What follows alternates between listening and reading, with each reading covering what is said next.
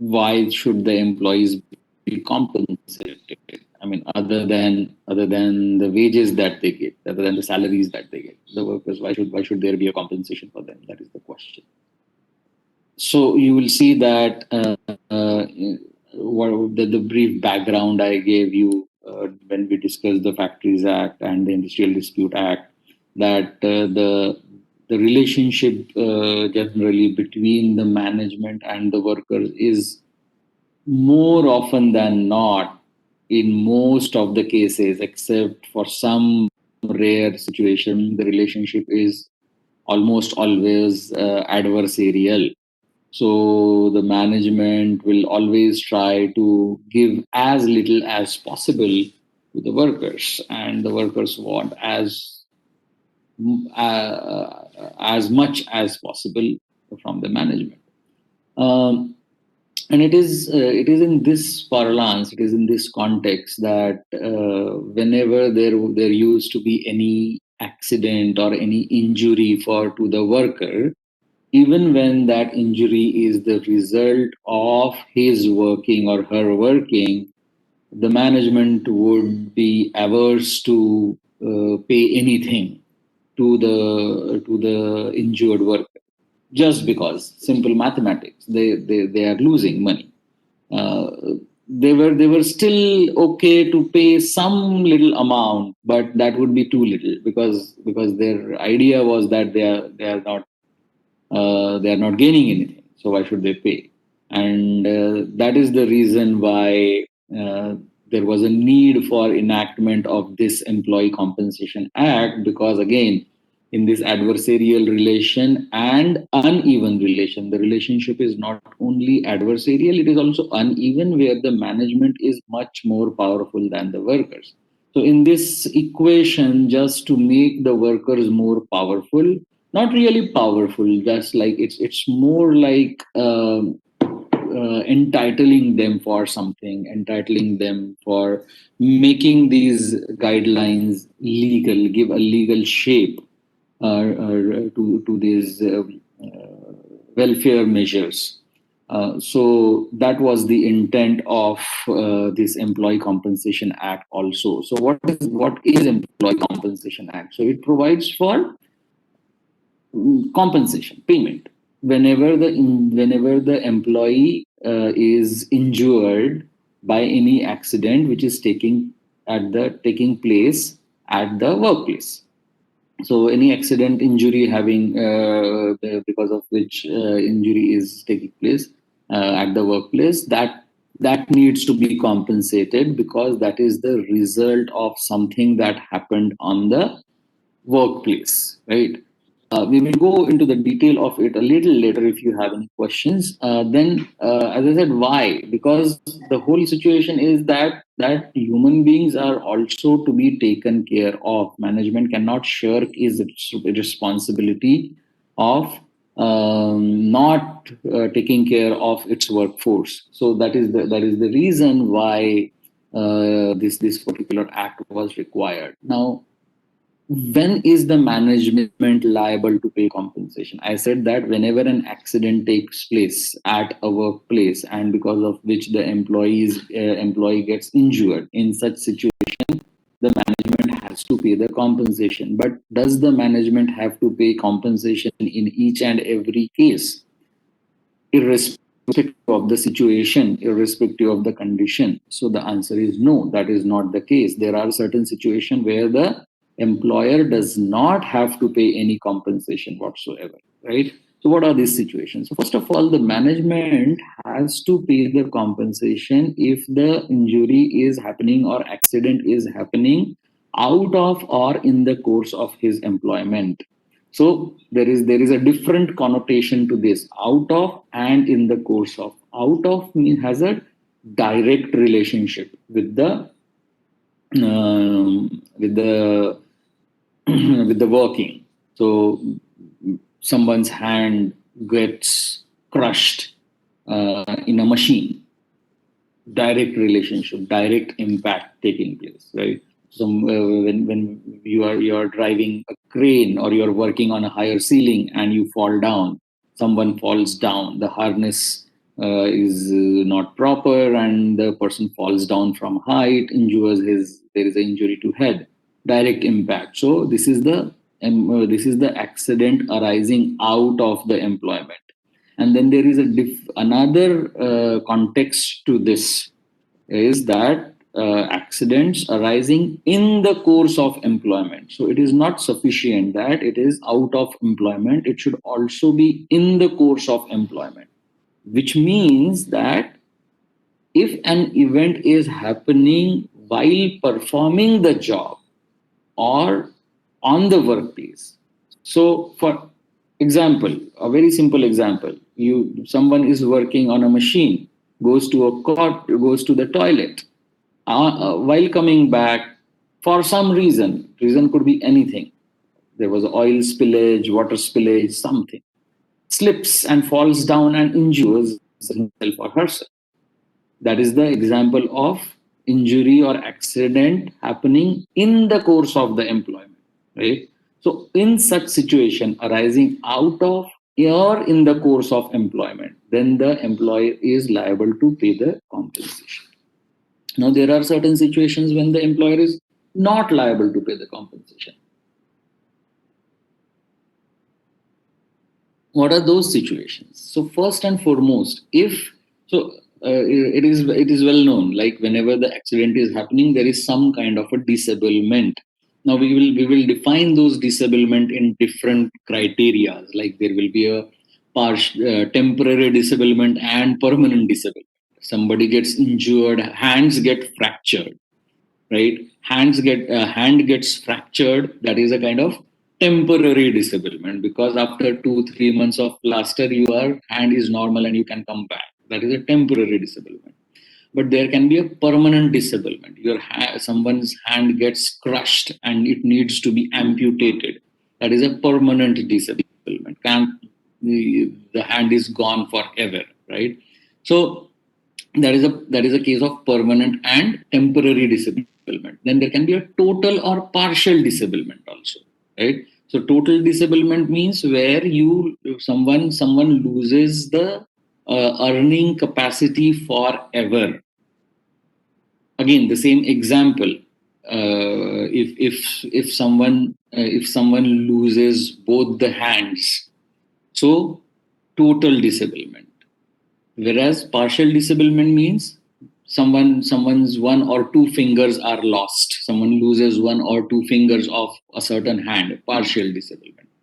So whenever a disablement is of such a nature that it does not exceed a period of 3 days, then the employer does not have to pay any compensation. If the disablement exceeds 3 days, only in that situation the compensation is to be paid. Second condition is when the employer is not responsible for the accident taking place, right? The employer is not responsible. It is the employee, it is the worker who was responsible for the accident, right? And what are the situations when the employee is responsible for the accident? When the worker is responsible for the accident, first and foremost, the worker was under the influence of some kind of drink or drug, some intoxicant, alcohol or something else, right? So if the worker was under the influence of certain drugs or intoxicant drink, then the employer does not have to pay any compensation. Then second is willful disobedience of an order. There is a restricted area, and it is clearly marked. There is some area which has some hazardous substance or high tension electricity lines are passing through that area, and it is clearly written, it is displayed that please don't enter this area. It is a restricted area for authorized personnel only. Still someone ventures into that area, someone goes in that area, right, and meets an accident, someone who was not authorized. Of course, authorized person, if he goes there and meets with an accident, then the employer is liable to pay. But a person who was not authorized to enter in that area and still enters in that area. So basically, it is the case of disobedience of an order. Someone is asked to not do something or do something, but willfully does it. So, in such a situation where it can be established that there was a willful disobedience, in that situation, employer is not liable to pay the compensation. And third is willful disregard of safety parameters. There are certain safety guidelines, and these guidelines, if the employee has willfully disobeyed, willfully not followed, one condition is where the employee was not told about it. There are certain safety guidelines which the employee did not know. So it is the responsibility of the employer under this act. It is the responsibility of the employer to train the employee and give instructions about the various safety parameters. And after giving these training, these instructions about safety, if the employee still does not follow those safety guidelines, does not use the safety equipment like helmet, gloves, insulating shoes, or something like that. All these things, if they do not do it, then they are liable. The employer is not liable to pay the compensation, right? So these are the conditions in which the employer does not have to pay the compensation. Moving ahead, in addition to this, now these are the situations, the situations that we dealt just now. They are the situations which are the direct result of accidents. However, there can also be certain situations, certain conditions which result in ill health, which can result in which can result in some kind of disadvantage for the employee, but which is not a result of direct accident. It is not a result of direct accident. So such conditions we popularly call as occupational diseases which are caused because of some condition that is available at your workplace. Most commonly known situation is, of course, poisoning, some kinds of poisoning. There are many hazardous chemicals that are used in various industries. So when you are exposed to these chemicals for a prolonged period of time, you develop certain health you develop certain health diseases, health conditions, and these are called as the occupational disease. So the intent of the Employee Compensation Act is not limited only to payment of compensation in cases of accidents. There are certain situations which are prescribed in Schedule 3 of this Act. There are 4 schedules to this Act: Schedule 1, 2, and 3. So Schedule 3 talks exactly about the occupational diseases, right? Now this schedule there are 3 parts to this schedule depending on the type of the occupational diseases. So part A of the Schedule 3, it consists of those diseases which are highly for which time duration is not important, right? There are certain diseases which develop over a prolonged period of time. For example, let's say poisoning because of mercury. Some mercury poisoning will not happen in 4 or 5 for the two, like let's say 2 or 3 months. It takes about 5 to 6 months to and this again, it is because of not taking the safety precautions. If you take safety precautions, then of course you will not get mercury poisoning. So the idea is this, that if the employer he ensures that all the safety guidelines are followed. We saw that again in the Factory Act about how they have to ensure about proper disposal of chemicals and all those things. So the idea is that if they follow, if the management, if the employer follows these guidelines, then the employee will not develop these kind of poisoning. Poisoning will happen only when safety guidelines are flouted, right? So I was telling you, conditions like mercury poisoning, it will happen over a long period of time, but there can be certain situations where there is an immediate immediate impact. For example, it may be a little counterintuitive for you to think about it, but infectious diseases, or what we call as parasitic diseases, somebody who is working in animal husbandry or veterinary industry, or even for that matter laboratories and all, there is a chance that you may contract a infectious or a parasitic disease. So that is included in your part A, and that can happen on the very first day of your job, right? The very first day of your job, you can get infection with an infectious diseases, what best example than coronavirus to tell you about it, right? So in that situation, so part A contains such diseases, infectious and parasitic diseases. Other than that, there are diseases like such as conditions caused because of exposure to compressed air, diseases because of nitrous fumes, diseases because of lead poisoning, diseases which are result of lead poisoning. So such conditions are included in Part A of the Schedule 3. Part B of the Schedule 3 consists of conditions which require a prolonged exposure, and therefore there is a condition there that the employee should have been working there for a period of at least 6 months. So, if a person is working in a workplace for more than 6 months and then contracts one of the diseases specified in Part B, now Part B consists of 27 such conditions, and it includes conditions like one I already told you, mercury. Then there is a condition like benzene poisoning, or chromium, arsenic, such chemicals, other radioactive substances, right? And as I told you, there are 27 such conditions. So they range from those type of poisoning to physical conditions such as frostbite, or diseases caused because of extreme heat.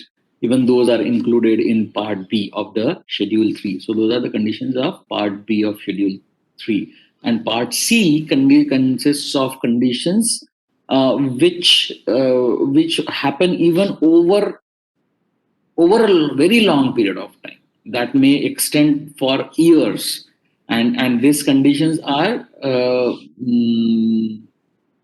there is a medical term which is known as pneumoconiosis. So pneumoconiosis is basically the damage to the lung because of certain dust particles, like for example silicon dust or asbestos, and flax. Even flax can lead to this condition, or cotton seed, cotton fibers. They all lead to these conditions called as pneumoconiosis. So these conditions are included in the Part C of Schedule 3. So all these conditions also, again, the employer is liable to pay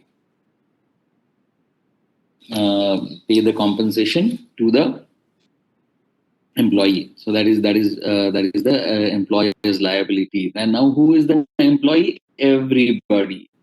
Like, even if it's not necessary that it's only the regular employee who is liable for, who is eligible for compensation. Even the, as you can see, not permanently employed, those who are even not permanently employed, which basically means all the contract employees and all those staff, they are also eligible for payment for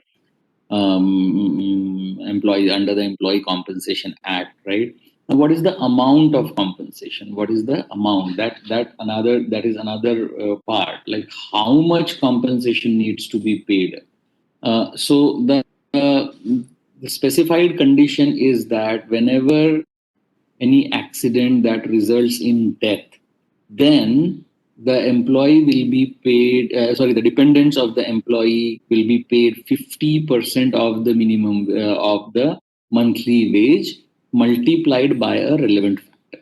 Now, what is a relevant factor? I will explain it to you in a while. Let's just go to the second condition, permanent total disablement. Here it is 60% of the monthly wage multiplied by the relevant. And in the first case, it is 1,25,000, whichever is more. So 50% of the monthly wage multiplied by relevant factor, or 1,20,000 rupees, whichever is more. And in the case of total permanent total disablement, it is 60% of the monthly wage multiplied by the relevant factor, or 1,40,000 rupees, whichever is more. Fine. So, what is the meaning of relevant factor? Now, relevant factor is a is a simple number which has been derived after a very complex calculation. Now, I am not going into that calculation once again because it is not relevant to you. But this number, the idea behind this relevant factor is that um, the responsibility of the employee varies along with the age.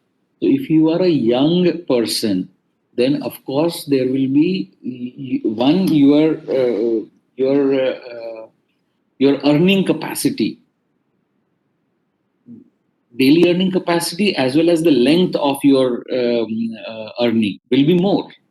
You will work for 15, 20, 30, 40 years. If someone starts working at 20 years of age, then you are looking at a loss of 40 years earning, right? If someone dies at the age of 20 because of accident, then you are losing 40 years of wages.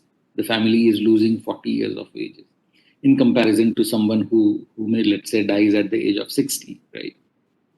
So productive age more or less has gone. So it means that a person who dies young or who gets permanent total disablement at a younger age, that person needs to be compensated more than the person who meets who has permanent total disablement at an older age.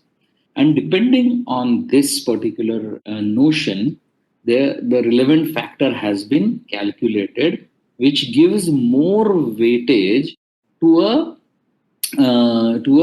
younger person. So this relevant factor is decided as per age. If you go and see the Schedule 4 of this Act, so this relevant factor is mentioned in the Schedule 4 of the Act.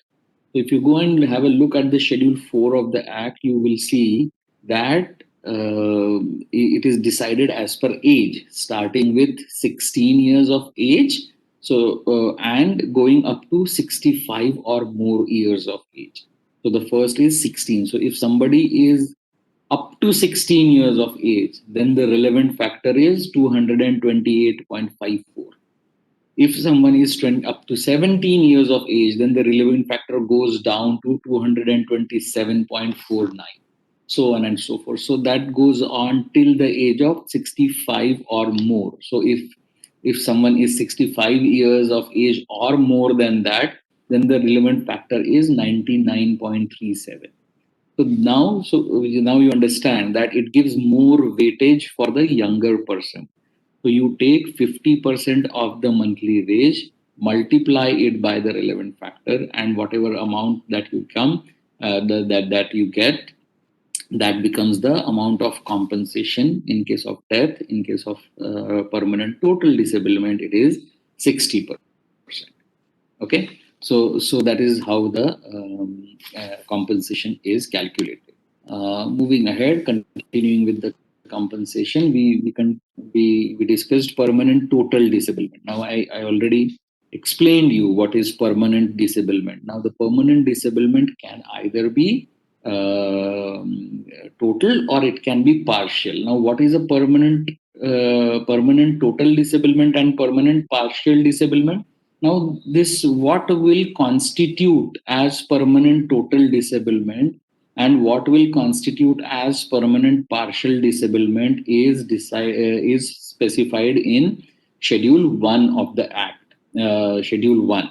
So, Schedule 1 has two parts, Part 1 and Part 2. So, Part 1 specifies the list of 6 conditions which will constitute permanent total disablement, which means 100% disablement, which means that person has lost completely lost the earning capacity, right? So I gave you one example where someone loses both the hands. So there is a complete loss of earning capacity. Somebody becomes completely deaf because of working conditions, because of work situation, right? So in that situation, you have lost the capacity to earn. So there are 6 conditions in Part 1. But permanent partial disablement, where you only lose part of your earning capacity, right? So that now this partial can be anywhere between 90% to 1%.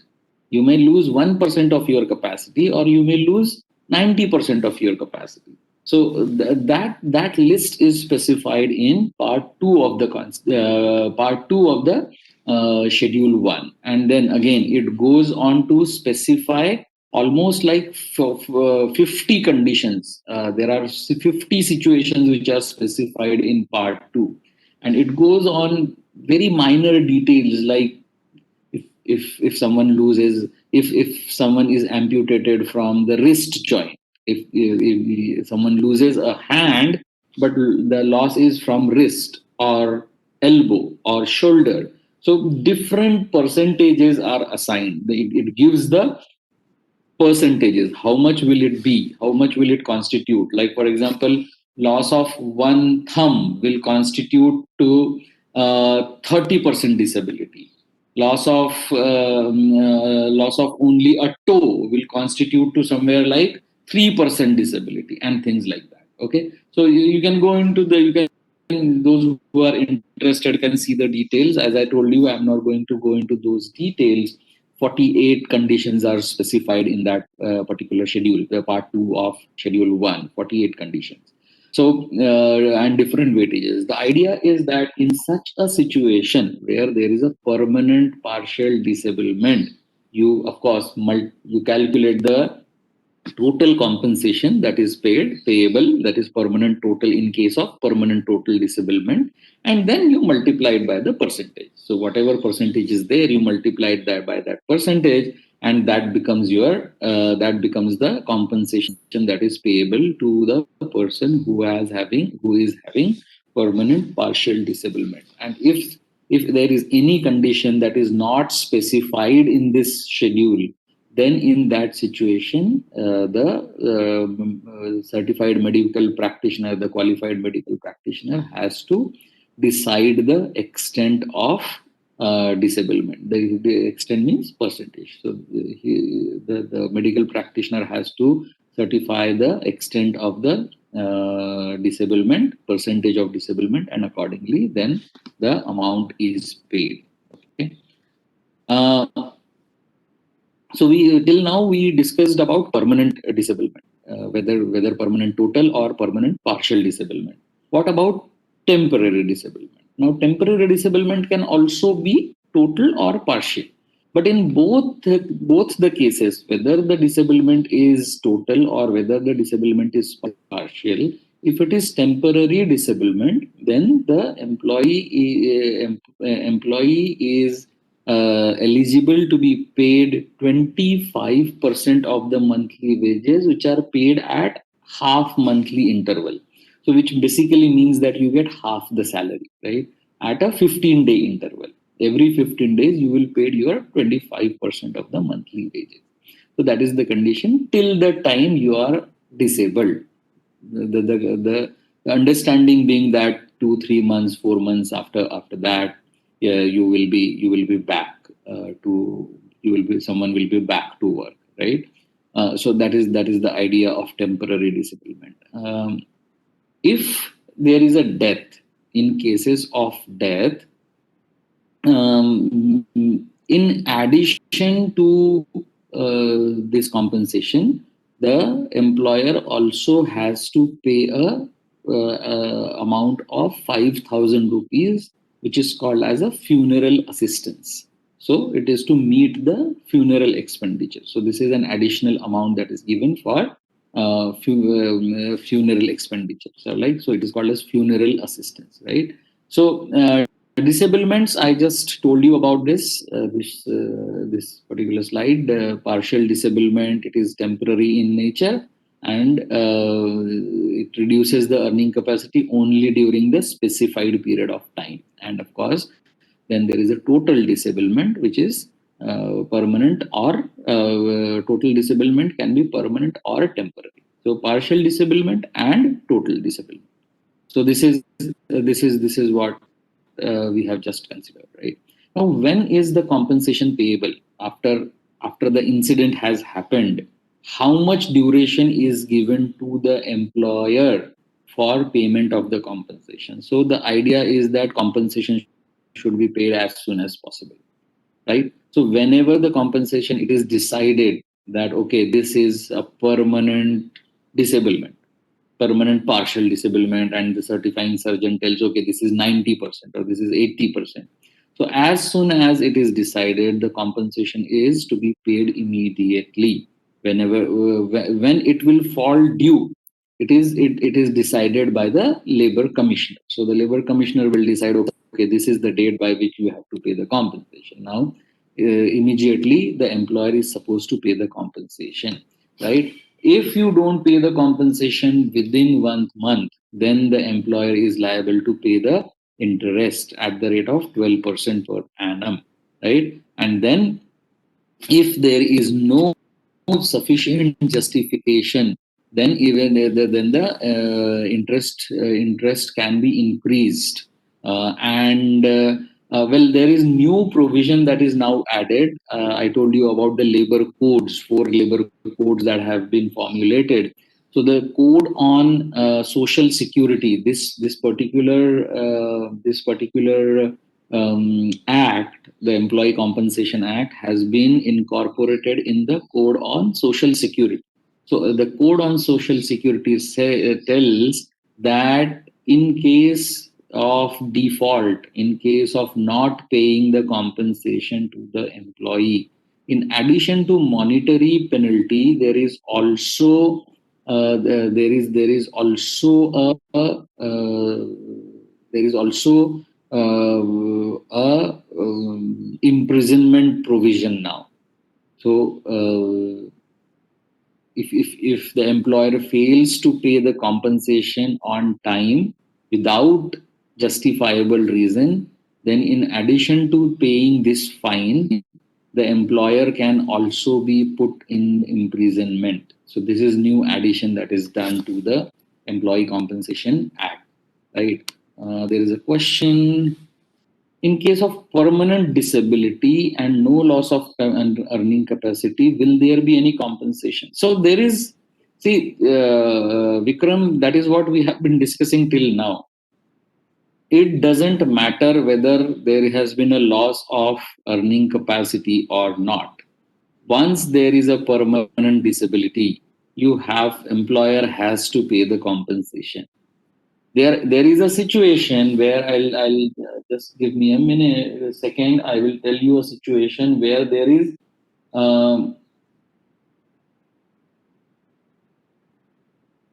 there is a situation where there is 2% 2% disability, 2%. Where is it?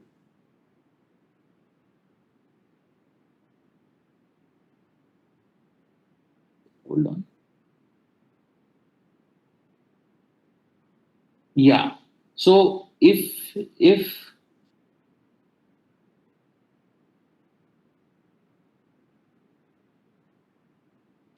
so yes.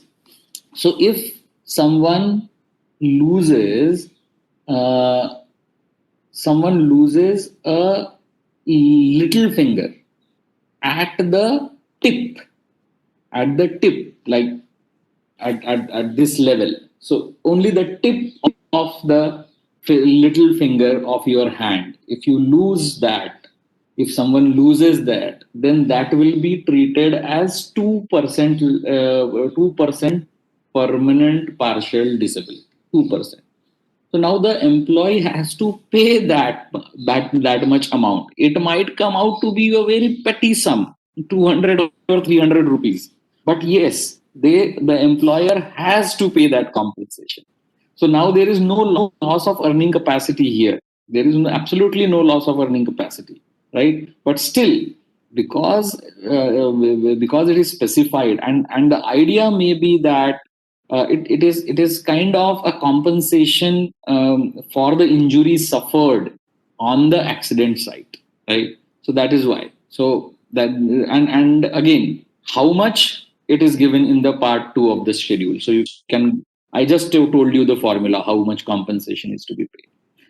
Uh, is there anything else you wanted to ask in continuation to that, Vikram? Please, you can type it. So I told you about the imprisonment clause that is now part of the code, right? Now, how do we calculate the wages? When we say that monthly wages, it is 50% of the monthly wage or 60% of the monthly wage. It doesn't mean that it is the amount is calculated on the basis of last month or last wage that is received, last month's salary received. No, it is not like that. It is calculated by taking the average salary of last 12 months. Okay, so it is average of last 12 months. It's not necessarily the last month's salary. Okay, so that is how we calculate the monthly wage. So basic idea is that there might be a situation where you all of a sudden you got a pay hike in if you are talking about a private sector. If you get a pay hike, and then you can claim more compensation. No, it's not like that. You have to take average of last 12 months. Okay.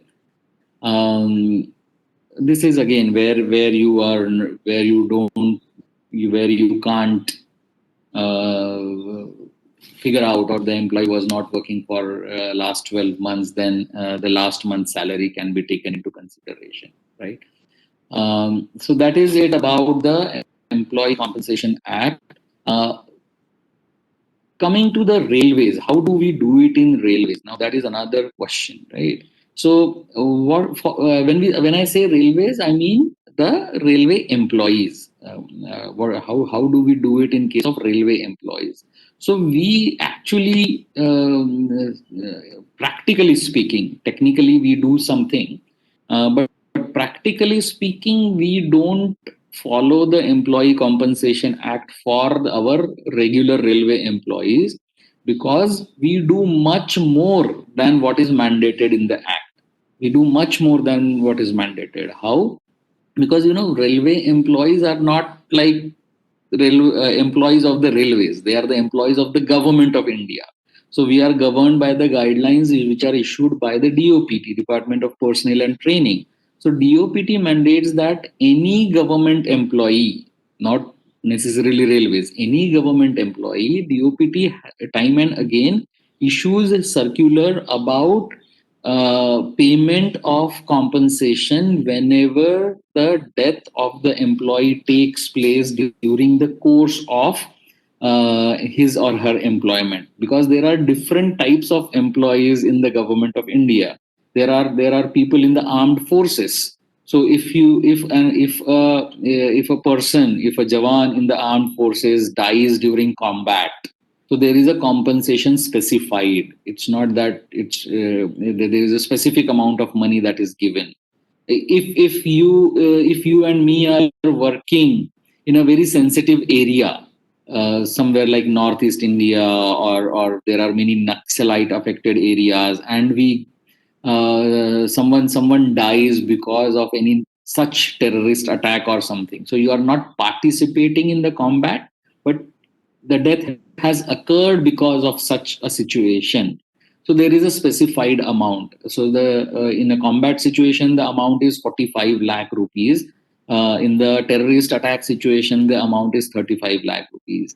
In all other cases where routine death takes place in the course of or out of employment, whenever a person dies on job, then the person is eligible for payment of compensation. That amount is called as ex gratia, right? So that is called as ex gratia, and the ex amount of ex gratia payment that is available now at present is 25 lakh rupees. Many such cases happen in railways also. You will, when you go to your either field training or postings, you will find that the cases of our trackmen and sometimes the signaling staff getting run over by the trains is very, very common. I mean, every month there will be at least one or two cases in every division of trackmen being run over for various reasons, right? There are, of course, I don't want to go into that because you will know how that happens when you go to your training. So, run over of railway employees. I'm just giving you one example. There are many situations where accidents take place on work and employees die at work. So in such situations, the employee are paid that ex gratia amount, and that is 25 lakh rupees, which is much higher than what is mandated in the Employee Compensation Act. Okay, so therefore, we in cases of death, we literally don't pay that element. I mean, we pay more than what is mandated. In cases of disablements, again, the disablement is what it is, a compensation which is given in lieu of your salary, because they are not getting the wages and therefore you are paying the compensation. But in railways, what we do, we pay the salary as usual, right? So there is no loss of earning capacity. The employee goes to the hospital, he continues to take his leave and continues to receive the salary. There are various types of leaves that are available for various different situations. So the employee continues to get that salary, and as such, there is no loss of earning capacity. So again, Employee Compensation Act practically is not applicable for regular railway employees because we are already paying them the salary. So there is no loss of earning capacity there. Okay, so this is how we do it for the railway employees. So this is our Employees Compensation Act. If there is any more question on this, otherwise we will go on to the next act.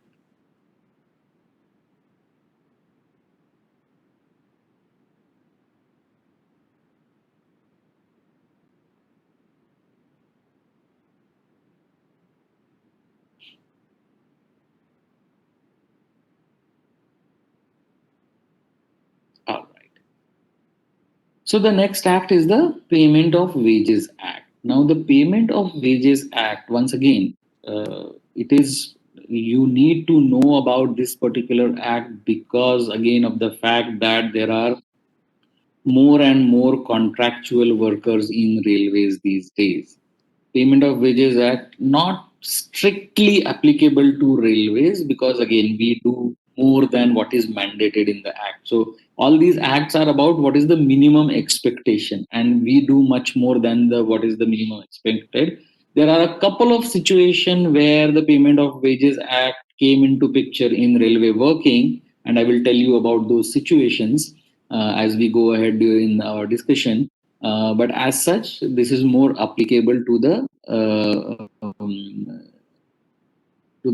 contractual workers rather than regular railway employees. So, what is the intent of this act? The intent is that the employees, they should be paid their wages regularly because that is the only source of livelihood that they have. So it may not happen that the employees the payment of the employee is affected by the business cycle of the firm that they are working for. So the firm is going through some loss, or the profits are not enough, and the firm says that, okay, I am not making any profit, so I will not pay you the salary. I will pay you salary after 2 months, or once I start making profit, something like that. So that should not happen. Irrespective of the condition of the firm, the employees, if they are working, if the workers they are working, they should be paid regularly. That is the idea, because these situations, again, these conditions were pretty common early, before the act. Even now it is common, right? There is rampant violation of the act everywhere. That is a different situation. That we are not able to control that thing, but the act is there in place. So that is one, that the payment of wages, and two, that there is no unauthorized deduction. So once again, the employer should not tell the employee, okay, there 3 months I will not be able to pay you the wages, but I will give you something. So or against that payment, which will amount to a deduction, right? So employer, you say that I will give you a house worth 10,000 rupees is the monthly rent. So I will pay you. I will provide you a house, and I will deduct 10,000 rupees from your salary for that. Okay, so things like that should not happen. So only the second idea about this, that is the prevent unauthorized deduction. So one is that the employee doesn't withdraw from paying wages, and number two is that employer should not deduct any money from your salary without your permission, without the permission of the employee, right? And this is where the payment of wages act becomes relevant for the government officers, also government employees also. You remember, whenever there are natural calamities, or terrorist attacks, or now in case of COVID also, there was this situation where all the government employees, they donate 1 day salary to some kind of a relief effort. Either it is Prime Minister Relief Fund or Chief Minister Relief Fund or something like that, right? So that is a kind of a deduction from your salary. Anything you will see later on, anything which is given by the employee to the employer. Normally, what is the way flow? Employer pays the employee. Any money that is given by the employee to the employer is treated as a deduction. So the payment of 1 day, the donation of 1 day salary to the government of India is considered as a deduction. And that deduction cannot happen without your permission, right? So every time such a natural calamity happens, and there will be a letter which is issued from railway board, that okay, so the railway board will not say that employees should donate 1 day salary. The railway board letter will say that encourage the employees to donate 1 day salary. That is the word that will be used. Encourage the employees, railway employees, to donate 1 day salary to the relief effort. So every time we have to, the personal department will issue a letter that it is proposed to donate 1 day salary to the Prime Minister Relief Fund. Please, those who are not willing to pay, may please inform us. Right. So we do the other way around, because it is not possible for us to calculate. To take the willingness from all the employees, because our functional unit is a division. So in a division, you will in a standard division, you have anywhere between 10,000 to 40,000 employees. So smaller divisions like Raipur and all will have 10,000 employees, whereas bigger divisions like Mumbai and all will have about 40 45,000 employees. So taking willingness from all these employees will be a very, very difficult task. So what we do in personal department, we say that, okay, those who are not willing to donate their 1 day salary may please submit their unwillingness, and then those who don't give that unwillingness, it is assumed that they are willing to pay. So that is how we follow. So without their permission we cannot deduct that. So that is the idea of that this particular act, to prevent unauthorized deduction from the salaries. Okay. Now this act is carried out in three different matters. One, I told you, regulation of payment on wages. Second is, of course, the deduction, and third is the machinery which is provided for enforcing the provisions of this act. Now, application, it is applicable to all the railway employees, all the government employees, or all the employees who are working in any industrial unit or anything else. So basically, it covers every employee, all the regular employees of any industrial or any establishment, right? So that it is included in that. Now, what is the meaning of various terms? So when we say wages, what is included in wages and what is not included in wages? So all your remuneration that you receive in the form of salary or allowances, and which can be expressed in terms of money, that will be considered as your wage, right? So it will include of your overtime, your termination, and things like that. But it will not include your bonus or traveling allowance or gratuity or things like that. So these will not be included.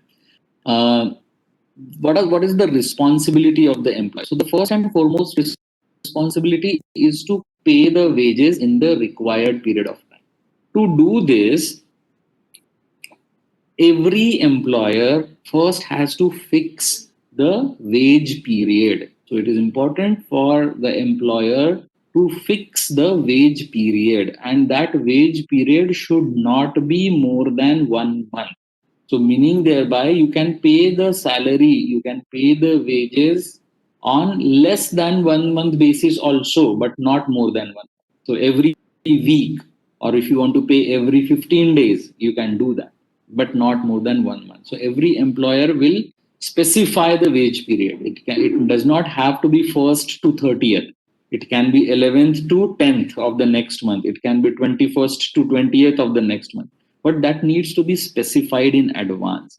Once that is specified, once the wage period is specified, then this was the earlier provision. What provision? That within 7 days after the completion of wage period, the monthly wages should be paid. If you have less than 1,000 persons who are working in the establishment, if there are more than 1,000 people working in the establishment, then the wages should be paid within 10 days after completion of the wage period. So by seventh day, your salary should be paid. That is the idea. Now, why I said that this was an old provision? Because now it is uniformly 7 days. It has no connection with the number of employees that you have. Less than 1,000, more than 1,000, doesn't matter. Whatever be the size of your workforce, whatever be the number of persons who are working for you, you have to pay the wages within 7 days. That is as per the new code on wages. There is a code on this act is now a part of the code on wages.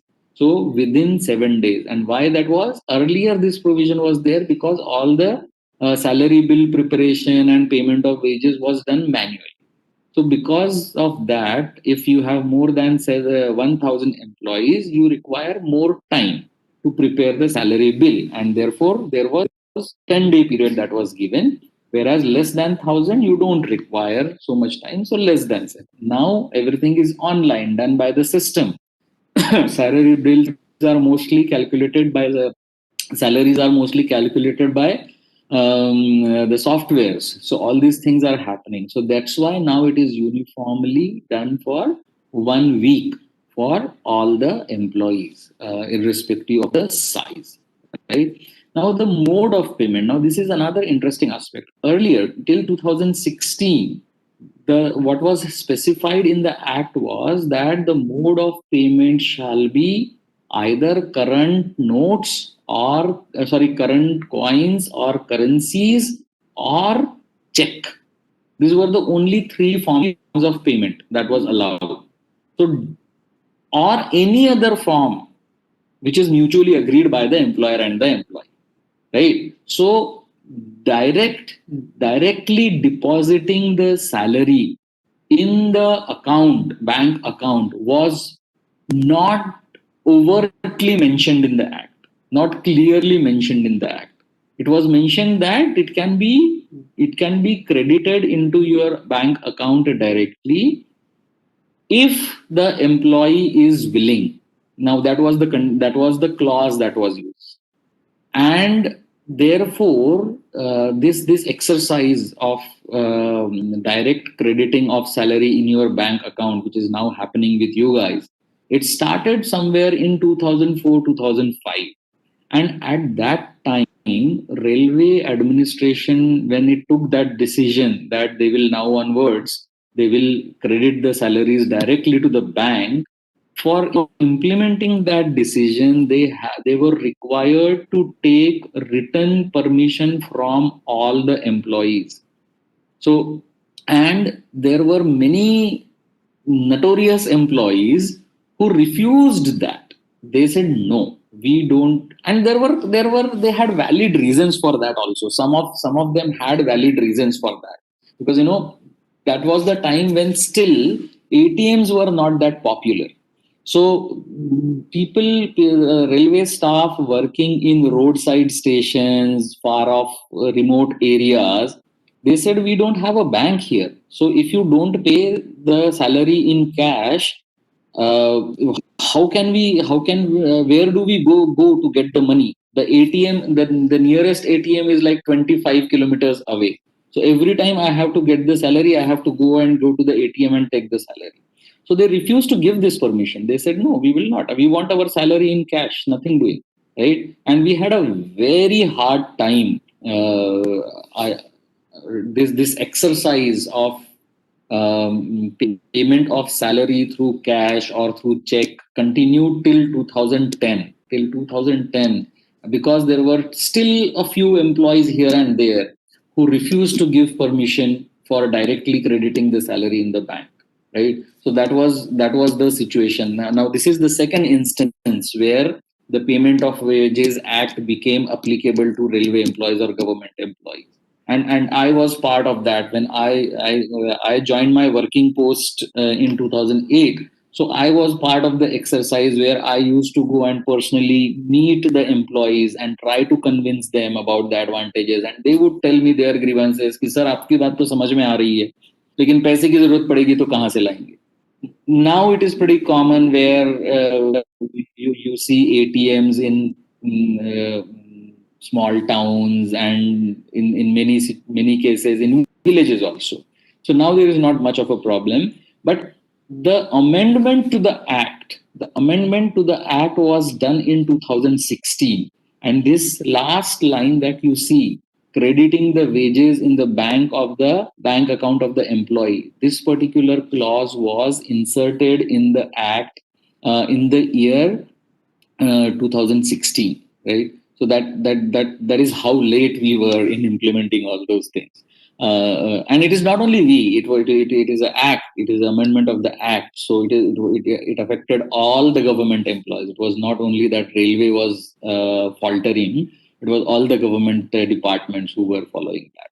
Okay, so this is the mode of payment. Then we talked about deductions. What are the deductions? So these are the allowed deductions. So when I say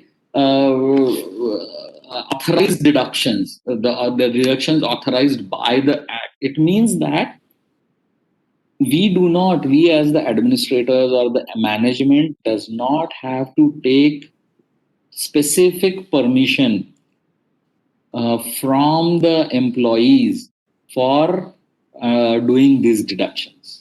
So these deductions, fines, absence from duty, damage or loss of goods, house or accommodation, recovery of advances, income tax, that is TDS, So all these types of deductions, there is no permission required from the employee. Other than this, if you want to deduct money from the salary for any other purpose than these ones which are mentioned here, you have to take the specific permission from the willingness, not permission, willingness from the employee. No matter what, even if it is the authorized deductions, even if you are doing authorized deductions, no matter what, the total amount of deductions cannot exceed 50% of your wages. So even if there is a fine, even if there is a damage of loss of property and TDS all combined together, it cannot exceed 50%. If that happens, then uh, you have to spread it over. You have to do it in installments, and that is how you have to do it. But it cannot exceed 50%. But if the deduction is made for some cooperative society, the employee cooperative societies are there. So if there are deductions which are made for the employee cooperative societies, then the total amount of deduction can exceed till 75%. But that is the highest possible, right? So normal course it is 50% and 75% in case of cooperative society, right? So that is all I had to share about the Payment of Wages Act. And as I told you, this is a pretty short topic, about 1 hour. Yeah, as I told, 1 hour 10 minutes we took for this. Any questions?